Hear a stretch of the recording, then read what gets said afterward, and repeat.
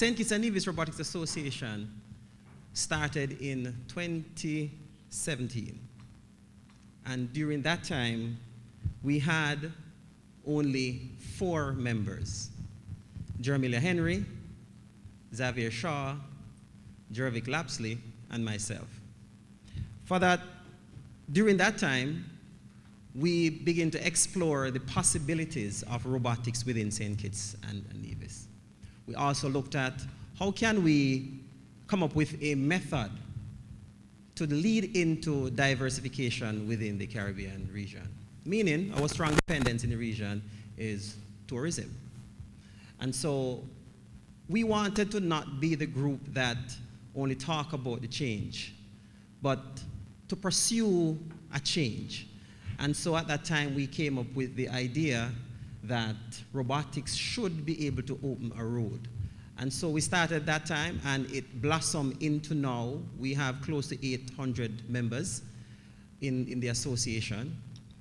And looking from where I stand now in the association, I am really honored to have young people who are willing to go the extra mile to ensure that their country is better. And I think that deserves a round of applause.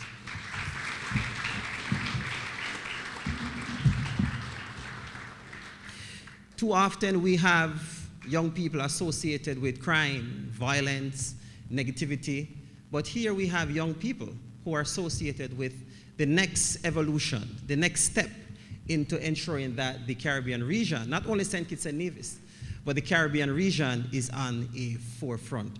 And I'm privileged to be here doing this at this moment.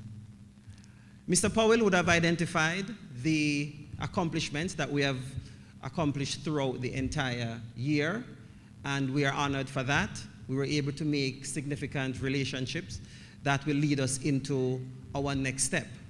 One of the most important steps that was made this year is the formation of the Organization of Eastern Caribbean States Robotics Association, which means that the Robotics Association is not just now headquarters in St. Kitts and Nevis, but now we are responsible for 11 countries within the Caribbean region. And that happened here in St. Kitts and Nevis.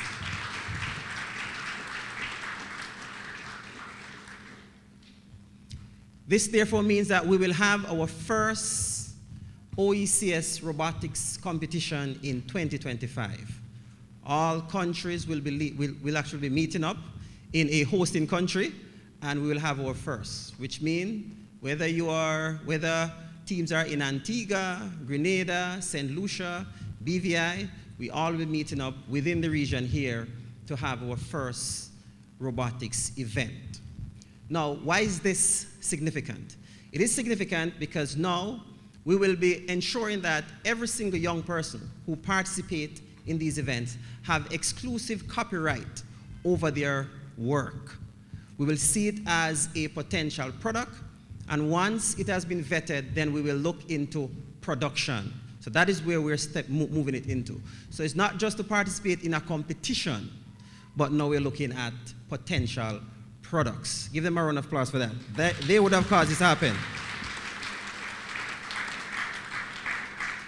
Every year we send 5, or in some cases 7, sometimes 18 young people to travel to the first Global Robotics Olympics.